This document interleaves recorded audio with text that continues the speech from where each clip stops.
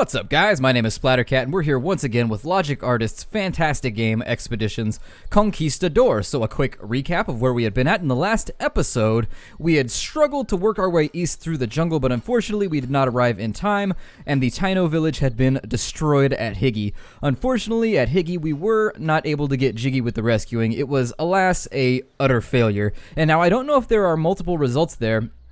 This game seems to tread in a lot of regions where you can get multiple results out of a situation, and I'm not entirely positive if you can actually get there in time to rescue anybody. Now, if anybody knows whether you can, let me know down in the comments, because I am interested to know if we dallied for too long and we just didn't make it in time. But in any case, since they were destroyed there, we wiped out the remaining amount of Leandra's forces, and we've head back to Santo Domingo now so that we can talk to the mayor and hopefully defend the location. Now, I've heard that the battle that's upcoming is one of the most difficult, but I haven't read any spoilers. I'm not ready for it. I'm still completely blind. I've just heard illusions, and that's illusions with an A. My pronunciation there sounded like it maybe had an I in it, but allusions to it in the forums have made it sound like this is a pretty tough battle. So without further ado, let's get to it, because we probably have a lot of storyline to wrestle with as well. Governor Bernardo de Manzanedo's staff doesn't even attempt to stop us. It's obvious the urgency we exude. You find the governor in his office with Juan Noriega poring over defensive plans of the town. He looks up at you with alarm as you approach. What is it? Leandra is coming to attack the city with all her troops. We must prepare the defenses forthwith! I like that. Ye scallywags, forthwith! Is Esteban coming as well? Esteban is dead and he will trouble you no longer. The governor clasps his hand together. Oh, claps. Okay, that's, claps, clasps. Not a lot of difference there unless it's on a doctor's note. But anyways, and makes a small and rather silly leap into the air. Noriega smiles, but it's a sad smile. Well done indeed. You finally did it. What none of us could achieve, you brought down the giant. As if on cue, a horn blares across the tense calm of the courtyard below. It's not a graveyard below yet, but we're planning to make it one. Noriega draws his sword and grits his teeth. The alarm signal, she's here. I like how they put that in italics. She's here. This is it. I'm sorry we've held you here this long, Senor Del Splatter, but we need your help one last time. The rebels will focus their attack on two locations, Alcázar de Colón and Fortaleza Otzama. My company will hold the fortress. Your troops must rally here and protect the governor. Go to the courtyard and prepare your defenses. May the Lord watch over you. Maybe this will make all my holy people happier. Maybe he'll watch over us all. You run through the fancy corridors of the palace, brushing through the servants and staff members, flying down the stairs and making a beeline for the courtyard. Your troops are already waiting for you outside, if I could read. Weapons at the ready. Alejandro steps out in front of the rest. We are ready, Capitan, awaiting your command. And Compañía Atención, that's just company attention in English. Everybody stands at attention all at once, and as the last civilians scurry across the courtyard and out of sight, an eerie silence falls over your immediate surroundings. Oh, we get to do a super awesome Rome Total War speech. That was always my favorite part in those games, where you got like the badass speech at the beginning, and even though they were always cut a little weird, like sometimes the words didn't fit together or like the audio didn't line up properly, they still got me super amped. And so we got to choose here. We can say that we came here. Let's see here. I'm going to run through them all. We did not come here to fight a war. We did not come here to put our lives on the line for the sake of others. We did not come here to kill our fellow Spaniards, but we will do all of these things because it was required of us on this day. Okay, so that's the appeal to duty. None of us expected to find ourselves here on this day defending a town and an island where we are merely visitors, and this is not a strange and foreign land. This town is Spain. It is a small corner of our home, lovingly recreated upon these beautiful shores. This is worth defending. Okay, so there's the call to nationalism, and this is not a time for great speeches. It is a time to seize your weapons and fight for your lives. Watch each other's backs and kill your enemies, and we will triumph today. Okay, and then there's like the call to just like badassery. This is kind of the Burt Reynolds approach down here. I'm gonna go with the top one. I like the call to duty. Your troops are staring straight ahead, but you can tell they're listening intently to every word out of your mouth. Hispaniola is our harbor, our haven, the final stepping stone in our path to the mainland. If we are to conquer the new world, we must first prove that we are capable of holding on to what we've conquered already.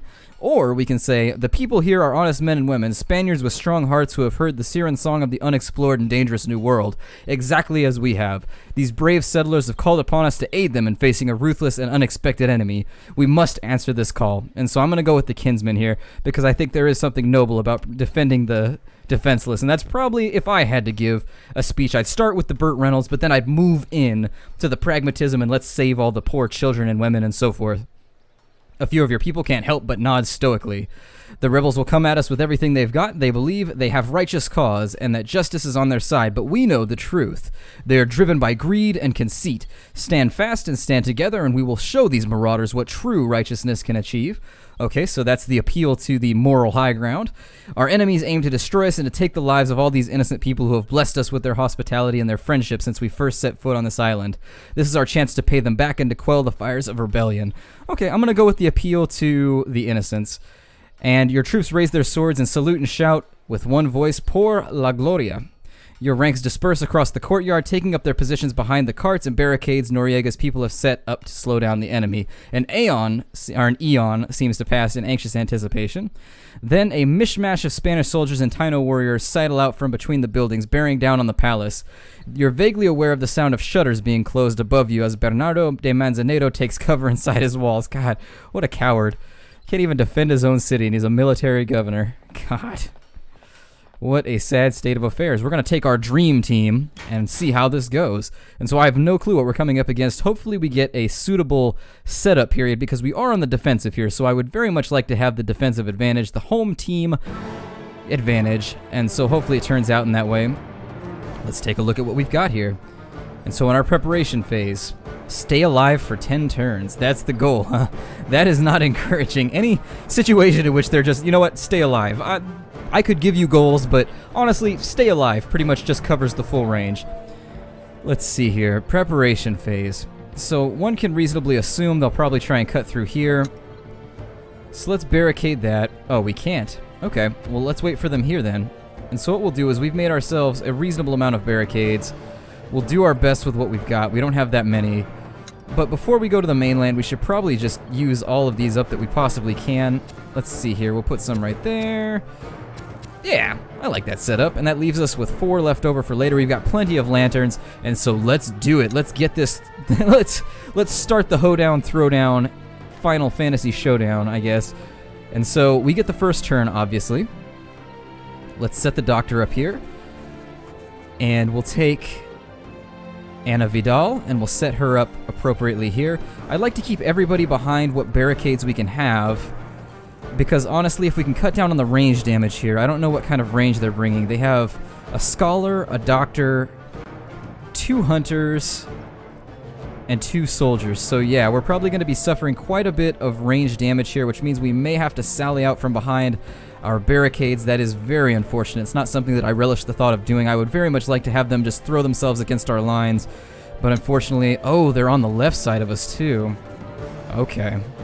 Alright, so that is a major oversight on my part and something that I deeply regret.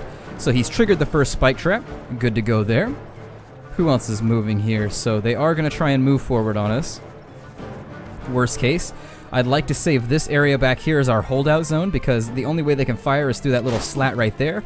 Our spike traps appear to be doing their best, however, but we are going to be overwhelmed fairly shortly with this severe numerical advantage that we're up against. And so we may be just falling back and displacing like crazy. This may turn into a Saving Private Ryan final battle, unfortunately. And so he's going to swing through on the left there. Let's get her done. This is the best we can do. So Ana Vidal is going to take the first swing at this individual right here.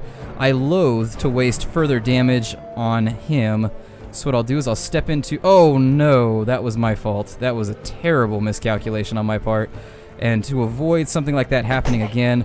Let's go ahead and deal the damage there. We're going to have him fall back behind barricades. Part of me wants to come out to here and somewhat hold the ground, but I really don't want to get swarmed. What I would like to do is let's put a lantern right here, and that fire is going to spread over the next turn or so, and that's going to make a barricade across which they're going to be sorely pressed across, and it'll at least ignite a few of them. My hunter is going to fire at this individual, and there we go. Luckily, it's during the daytime, so we're going to get a little damage off there. Let's take our... God, what do we have going on here? Let's have everybody fall back, and that's fine. That was intended right there, so don't worry. That wasn't an oversight.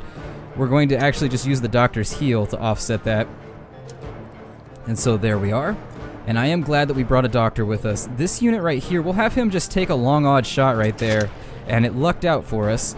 And then from there, we're going to end our turn because there's nothing else that we can do. And so as I had hoped, oh, he's got revive. That's very unfortunate. Okay.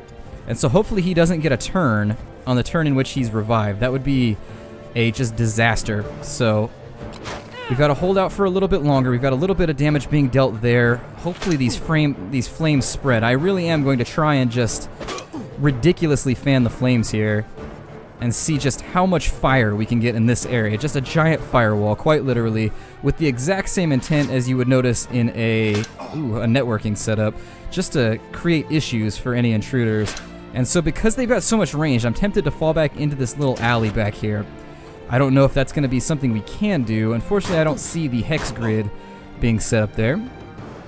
And so the fires are spreading. We're going to continue that, put another lantern right there. I'd like to keep as much fire just overwhelming the enemy as possible. He's going to step forward to here, and we're going to begin the frontline combat, unfortunately, which was something I was hoping to hold off as long as possible, but the frontline combat is going to become necessary at this point. Now, Estrada, let's see here. Who hasn't attacked? He hasn't attacked. We're going to have him take a mighty swing. He is then going to step back. This unit may then step forward to here, and then step forward to here, maybe? And it's weird that... Yeah, I'm disappointed with that result, unfortunately, so I guess I'll just draw him... Well, he can't, actually. That's weird that if I had gone to here, it would work, but... Yikes. I guess I just didn't calculate that out properly in my head, unfortunately. We'll bring my scout to here. Finish him off, because we want to keep the doctors moving. We have to hold out a little bit longer. I'm going to have him start taking just opportunist shots at the doctors, because we need them to go. And so there's a shot on the doctor, and that leaves me with nobody with a movement left, and I feel as though, tactically, I'm doing very poorly right now, but hopefully I'll pull it back through. The firewall is going to give us a lot of leeway, believe you me. It's going to allow us to... Yeah, I mean, that right there is just all I could have wished for in this entire situation. They have a lot of doctors, which is a little off-putting, because they are going to be able to remove a lot of the odd damage that's being dealt. Fortunately, I brought a doctor with me. I don't see this going very well if I didn't have a doctor. We have an intruder over here from the left, which we're going to have to deal with. And then we've got this gentleman walking through flames to get at us. We do get a free shot there. I wish I had had a weapon up.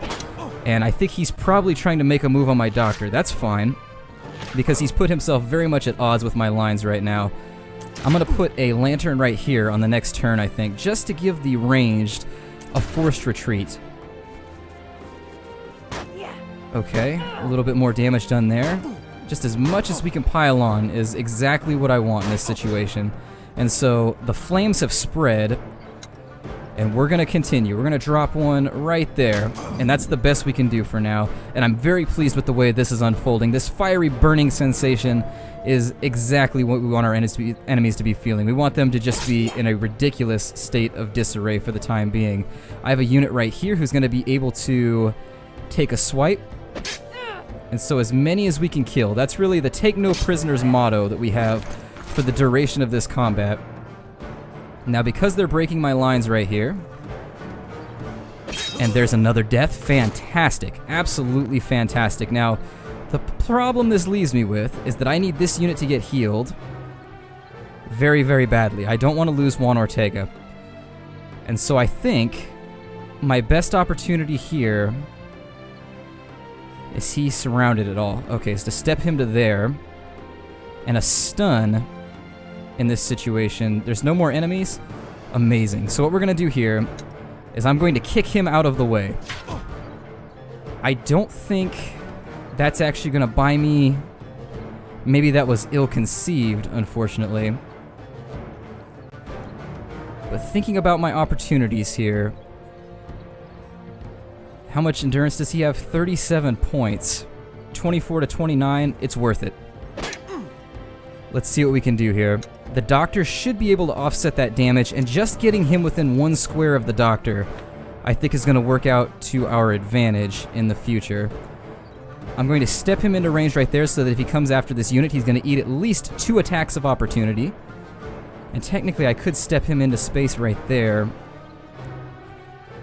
Let's go ahead and eliminate his ranged advantage so that he's stuck where he's at.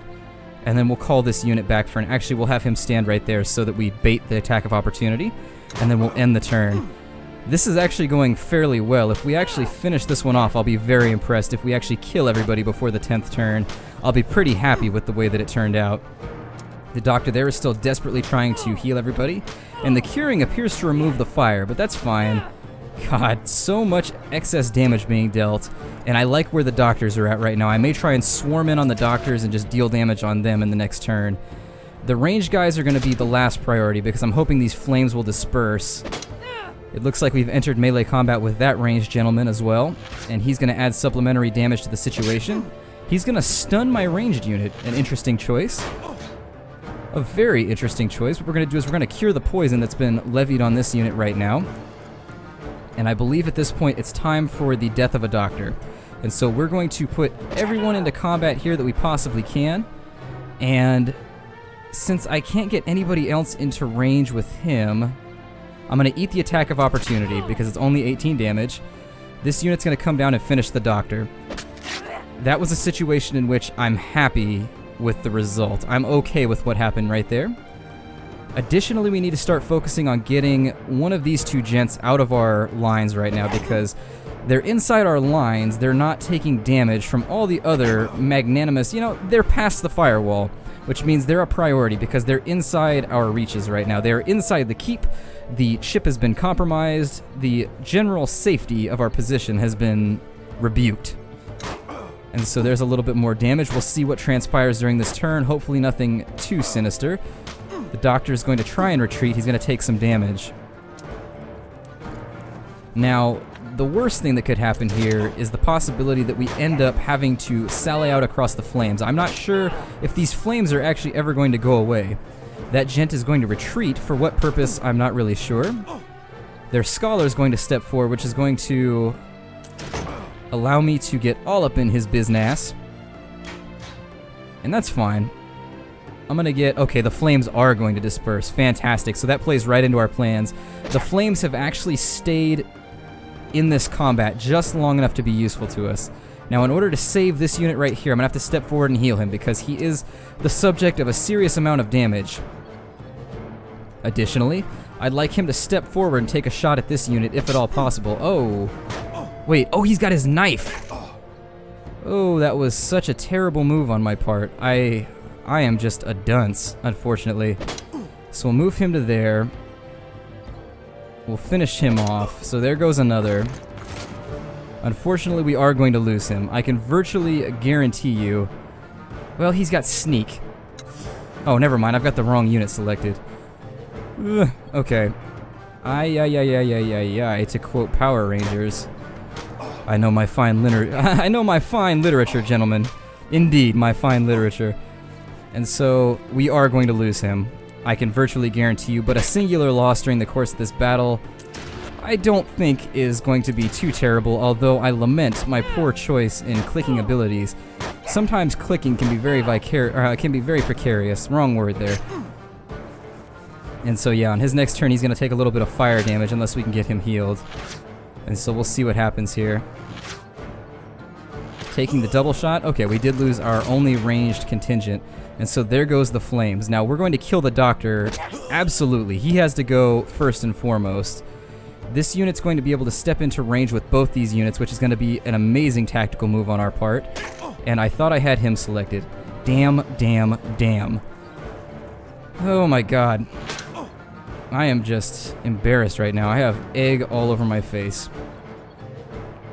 And so to ensure the doctor's safety, the good doctor's safety, unfortunately, I thought I had the unit up there selected. I did not.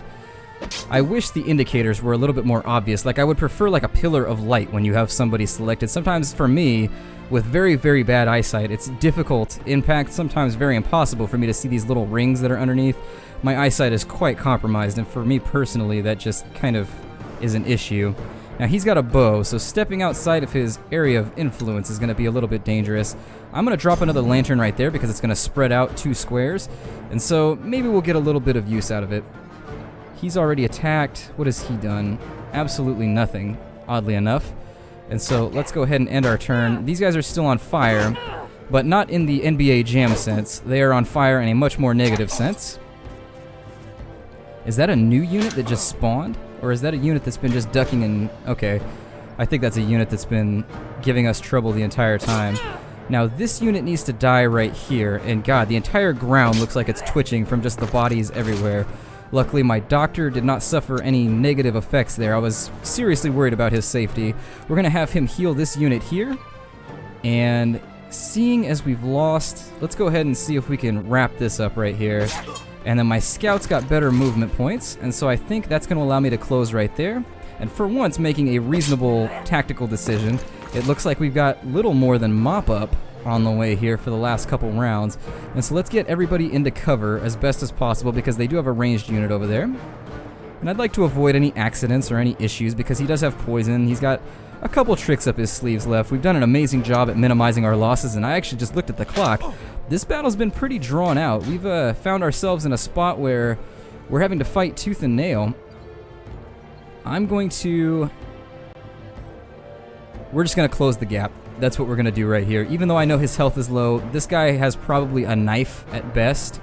We'll move that unit to there, and can he fire? No. Okay. We'll move this unit to here. He's going to fire. Nothing. No purchase there, but that's fine. We weren't looking for a major spending spree anyways. We were just looking to take our chances. And so we'll do a little bit of healing, and I think that's the best we're going to be able to surround him with before we finish off the turn. Ooh, and he took an attack of opportunity just to run away.